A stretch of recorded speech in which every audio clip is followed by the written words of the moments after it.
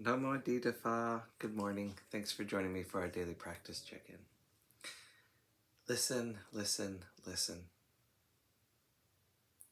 This beautiful sound calls us back to our true home.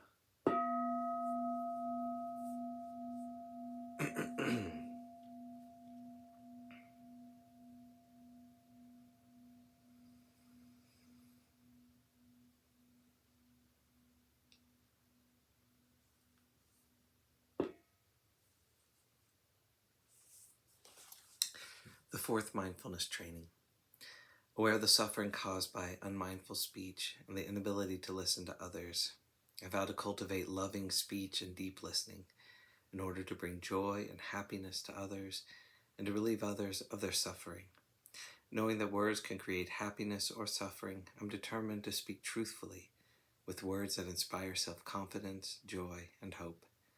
I will not spread news I do not know to be certain, and will not criticize or condemn things of which I am not sure. I will refrain from uttering words that can cause division or discord, or that can cause the family or the community to break. I'm determined to make all efforts to reconcile and resolve all conflicts, however small.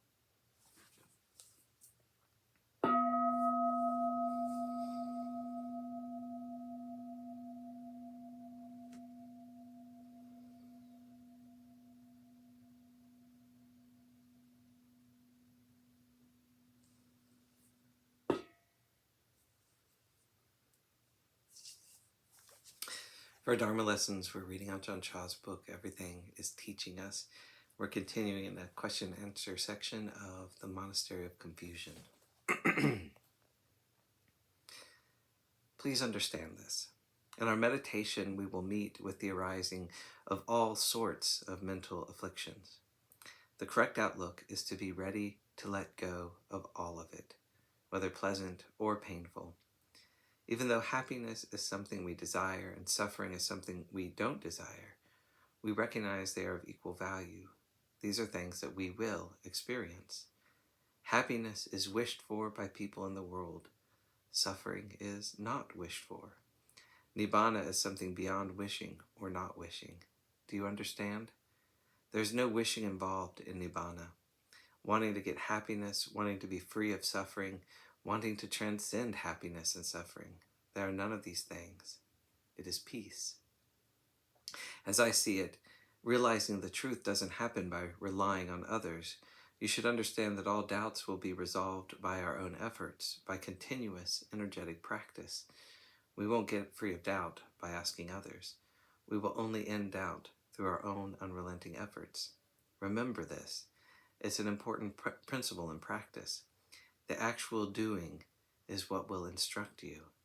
You will come to know all right and wrong. The Brahmin shall reach the exhaustion of doubt through unceasing practice. It doesn't matter wherever we go. Everything can be resolved through our own ceaseless efforts. But we can't stick with it. We can't bear the difficulties we meet. We find it hard to face up to our suffering and not to run away from it. If we do face it and bear with it, then we gain knowledge, and the practice starts instructing us automatically, teaching us about right and wrong and the way things really are. Our practice will show us the faults and ill results of wrong thinking. It really happens like this, but it's hard to find people who can see it through. Everyone wants instant awakening, running here and there, following your impulses. You only end up worse off for it. Be careful about this.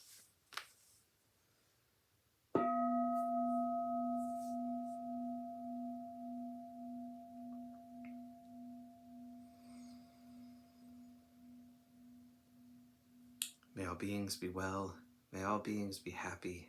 May all beings be peaceful. Sadhu, sadhu, sadhu. Thanks for joining me today.